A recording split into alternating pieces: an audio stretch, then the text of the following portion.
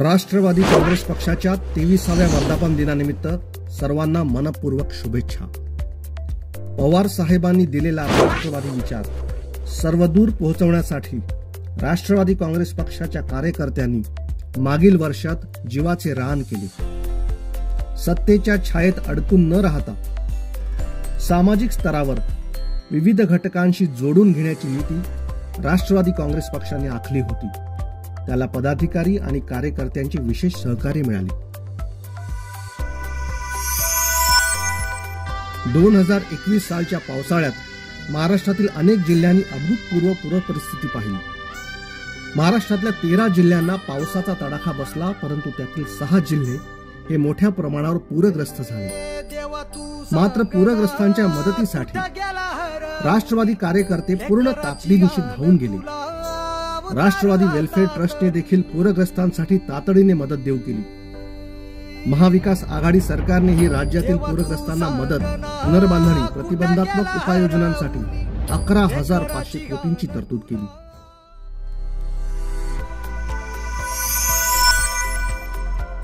Covid 2019च्या दुसऱ्या लाटेचा प्रभाव आणि परिणाम मोठा होता, परंतु राष्ट्रवादी काँग्रेस पक्षाच्या राष्ट्रवादी सेवादूतांनी महाविकास आघाडी सरकारच्या सोबतीने मोठ्या प्रमाणावर लोकसेवेचं काम केलं।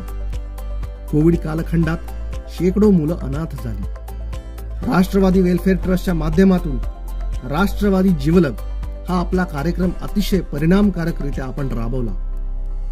यातल्या विशेषतः अनाथ मुलींच्या संगोपनासाठी सुप्रियाताईंनी विशेषत्वे पुढाकार घेतला।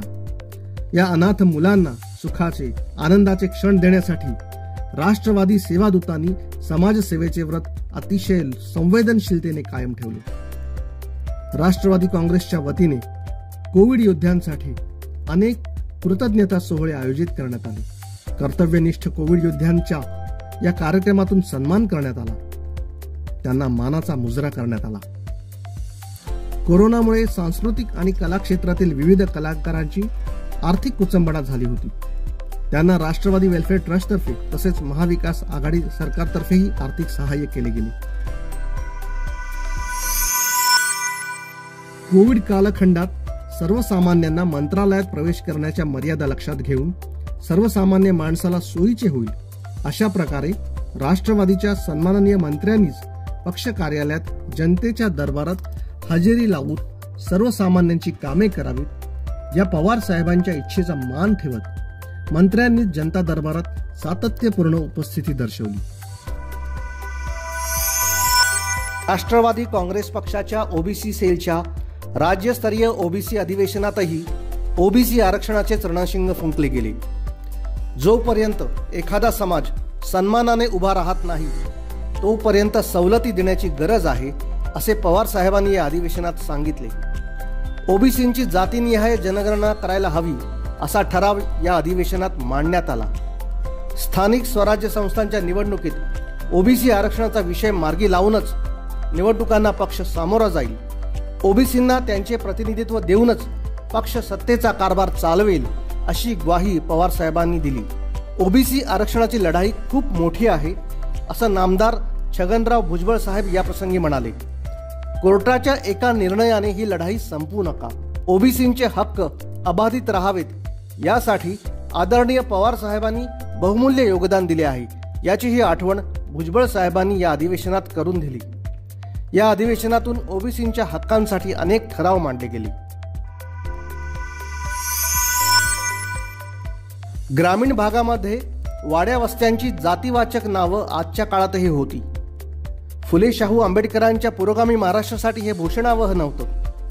सामाजिक न्याय विभागाने महाविकास आघाडी सरकारकडे पाठपुरावा करून या वाड्यांची जातीवाचक नावं रद्द करण्याची मागणी केली। 22 सप्टेंबर रोजी त्यावर GR निघाला व ही नावं रद्द करण्यात आली। गेल्या वर्षभरात 2 ते 3 हजार वस्त्यांची जातीवाचक नावं शासनाच्या रेकॉर्डवरून रद्द करून बदलण्यात आली। हा परिवर्तनाच्या वाटचालीतील सकारात्मक निर्णय माननीय जयदेवराव गायकवाड यांच्या मार्गदर्शनाखाली सामाजिक न्याय विभागाने घडवून आणला। ही संकल्पना राष्ट्रवादी महिला काँग्रेसच्या वतीने राबवण्यात आली। संघटन सर्वव्यापी व ताकदवान बनवण्यासाठी या उपक्रमाची खूपच मदत झाली. मागील वर्षी राष्ट्रवादी युवक काँग्रेसतर्फे पुढाकार घेऊन महाराष्ट्रातील बेरोजगार युवक युवतींसाठी जागर स्वयंरोजगाराचा तसेच आरोग्याच्या दृष्टीने सामान्य लोकांच्या मदतीसाठी पद्मविभूषण शरदचंद्रजी पवार साहेब वैद्यकीय मदत कक्ष हे 2 मोबाईल ॲप्स तयार करण्यात आले. यामार्फत अनेक समाजोपयोगी उपक्रम राबवले गेले. विद्यार्थी काँग्रेसच्या वतीने मायोका हे उद्योजक निर्माण अभियान अतिशय परिणामकारकरित्या राबवले गेले. राष्ट्रवादीच्या फ्रंटल व सेल संघटनांनी आपल्या ज्येष्ठ नेत्यांच्या मार्गदर्शनाखाली महागाई तसेच इंधन दर वाढी विरोधात केंद्र सरकारचा निषेध करणारी अनेक आंदोलने केली आणि हा प्रश्न सातत्याने लावून धरला. कार्यकर्ता हाच पक्षाचा केंद्रबिंदू मानून त्याच्याशी संवाद साधण्यासाठी प्रदेशाध्यक्ष नामदार जयंतराव पाटील यांनी गडचिरोली जिल्ह्यातील अहिरी गावातून परिवार संवाद यात्रेला सुरुवात केली. 14,000 किलोमीटरपेक्षा जास्त अंतर प्रवास करून जवळपास सर्व जिल्हे फिरून 353 तालुके 250 विधानसभा मतदारसंघ त्यांनी पिंजून काढले व 3 लाखांहून अधिक कार्यकर्त्यांशी संवाद साधला. राष्ट्रवादी परिवार संवाद यात्रेची सांगता कोल्हापूर येथे संकल्प सभेत करण्यात आली. या ठिकाणी प्रदेशाध्यक्षांनी सर्व नेते व पदाधिकाऱ्यांच्या उपस्थितीत कार्यकर्त्यांना शपथ दिली. नेते व संघटनेचे पदाधिकारी संघटनेसाठी सर्वदूर काम करत असतात, परंतु आपल्या गावात मात्र त्यांचा वावर कमी राहतो. म्हणूनच प्रत्येक महिन्याच्या पहिल्या शनिवारी 1 तास राष्ट्रवादीसाठी देण्याचा नवा संकल्प प्रदेशाध्यक्ष नामदार जयंतराव पाटील यांनी पक्ष संघटनेसाठी दिला. एसटी कर्मचाऱ्यांच्या संप प्रकरणी खासदार पवार साहेबांपासून ते सर्व ज्येष्ठ नेत्यांनी पूर्णतः संप मिटावा म्हणून प्रयत्न केले. या संपाचे राजकारण केले जात असतानाही राष्ट्रवादी काँग्रेस पक्षाच्या नेत्यांनी व कार्यकर्त्यांनी हे प्रकरण अतिशय संयतपणे हाताळले. एसटी कर्मचाऱ्यांच्या आडून राजकारण केले गेले व पवार साहेबांच्या घरावर अतिशय भ्याड हल्ला करण्यापर्यंत या राजकारण करणाऱ्यांची मजल गेली. परंतु त्यावरही राष्ट्रवादी काँग्रेस पक्षाच्या नेत्यांनी व महाविकास आघाडी सरकारने कुठलीही सूडबुद्धी न बाळगता न्याय्य पद्धतीने हे प्रकरण हाताळले. परिवहन महामंडळातील एसटी कर्मचाऱ्यांचं प्रलंबित वेतन देण्यासाठी 112 कोटींचा निधी वितरित करण्यात आला. एसटी कर्मचाऱ्यांचा संप मिटल्यानंतर एसटी महामंडळ बस गाड्यांच्या पुनर्बांधणी आणि पुनर्स्थितीकरणासाठी अर्थमंत्री नामदार अजितदादा पवार यांच्या निर्देशानुसार 39 कोटी रुपये वितरित करण्यात आले. एसटीच्या 300 बस गाड्यांची पुनर्बांधणीचा प्रकल्प राबवला गेला. विधवा प्रथा बंदीसाठी ग्रामविकास विभागाने शासन निर्णय जारी केला. छत्रपती राजर्षी शाहू महाराज यांच्या स्मृती शताब्दी वर्षाचे औचित्य साधत शाहू महाराजांच्या पुरोगामी विचारांचा वारसा जपत कोल्हापूर येथील हेरवाड ग्रामपंचायतीने समाजात प्रचलित असलेली अनिष्ट विधवा प्रथा बंद करण्याबाबतचा ठराव मंजूर केला. हेरवाड ग्रामपंचायतीने केलेल्या या स्तुत्य वृत्तीची दखल घेत याच धर्तीवर राज्यभरात जिल्हा परिषदेने विधवा प्रथा निर्मूलनासाठी आपल्या कार्यक्षेत्रातील ग्रामपंचायतींना जनजागृती करण्याबाबत प्रोत्साहित करावे असा राज्य सरकारच्या ग्रामविकास विभागाने शासन निर्णय काढला. सामाजिक न्याय विभागातर्फे ऊसतोड कामगारांच्या मुलांसाठी शासकीय वसतिगृह योजना मागील वर्षाच्या कालखंडात राबवण्यात आली. केंद्राची मादक पदार्थ सेवन प्रतिबंधात्मक कृती योजना राज्यात राबवण्याचा निर्णय घेण्यात आला. NSFDCची थकीत रक्कम भरण्यास मान्यता देण्यात आली. समाजकार्य महाविद्यालयातील शिक्षकांना 7वा वेतन आयोग लागू करण्यात आला. गृहनिर्माण विभागातर्फे गोरेगाव येथील पत्राचाळीच्या पुनर्विकासाची मुहूर्तमेढ रोवली गेली. गोरेगावमधील म्हाडा वसाहतीचा विशेष बाब म्हणून पुनर्विकास करण्याचा निर्णय झाला. म्हाडामार्फत हजारो कुटुंबांना दिलासा दिला गेला. जलसंपदा विभागातर्फे अनेक पाटबंधारे प्रकल्पांच्या कोट्यवधी रुपयांच्या सुधारित खर्चास मान्यता देण्यात आल्या. शेकडो गावांच्या पाण्याचा प्रश्न सोडवला गेला. सार्वजनिक आरोग्य मंत्रालयामार्फत वैद्यकीय अधिकारी वरिष्ठ अधिकाऱ्यांचे सेवानिवृत्तीचे वय 62 वर्षे इतके केले गेले. सार्वजनिक आरोग्य विभागातर्फे मराठवाड्याला 365 खाटांचे प्रादेशिक मनोरुग्णालय उभारण्याचा निर्णय झाला. आशा स्वयंसेविका गटप्रवर्तकांच्या मोबदल्यात वाढ केली गेली. पणन विभागातर्फे शेतकऱ्यांना कापसाचे पैसे वेळेत देण्यासाठी कापूस पणन महासंघाच्या कर्जास शासन हमी देण्यात आली.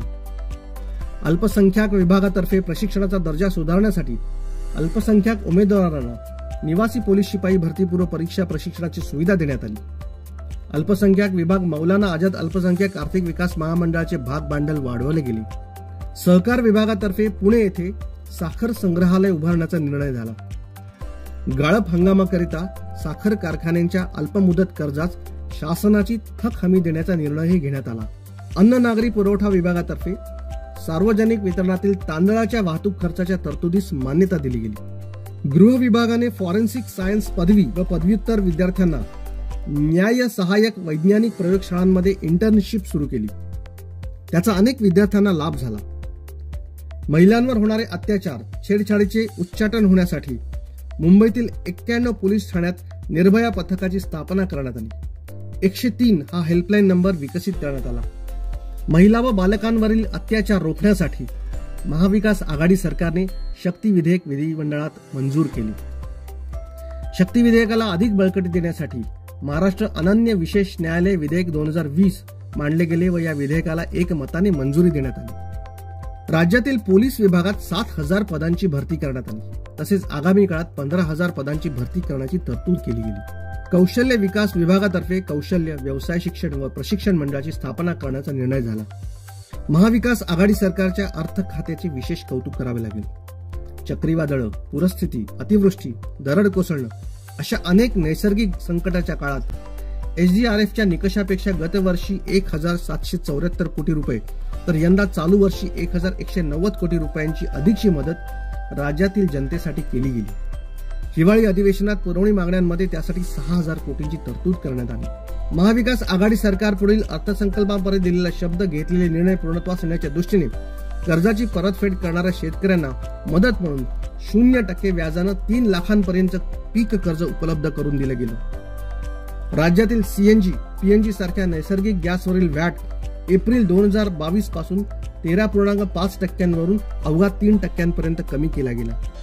स्वराज्य रक्षक छत्रपती संभाजी महाराजांप्रती आदर आणि कृतज्ञता व्यक्त करण्यासाठी त्यांचे जागतिक दर्जाचे प्रेरणादायी भव्य दिव्य स्मारक वडू बुद्रुक येथे उभारण्यासाठी तसेच समाधी स्थळाच्या ठिकाणी सुविधा पुरवण्यासाठी 150 कोटींची तरतूद करण्यात आली. मराठी भाषेच्या विकास व संवर्धनासाठी मुंबईत 100 कोटी रुपये खर्चून मराठी भाषा भवन उभारण्याचा निर्णय झाला.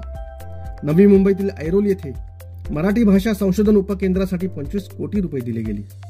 राज्यातील कुणबी समाजाच्या विद्यार्थ्यांसाठी मुंबईत मुलुंड येथे वसतिगृह उभारण्यासाठी 5 कोटी रुपयांचा निधी कुणबी समाजोन्नती संघाकडे सुपूर्द करण्यात आला. एकूणच सर्वच विभागांमध्ये राष्ट्रवादी काँग्रेसच्या मंत्र्यांनी दमदार कामगिरी केली आहे. राष्ट्रवादी काँग्रेसतर्फे महाराष्ट्र विकासाचे आणि समाजातील प्रत्येक घटकांपर्यंत पोहोचण्याचे ध्येय पदोपदी जपले जात आहे. महाराष्ट्र विकासाचा हाच निर्धार दृढ करत राष्ट्रवादी काँग्रेस पक्ष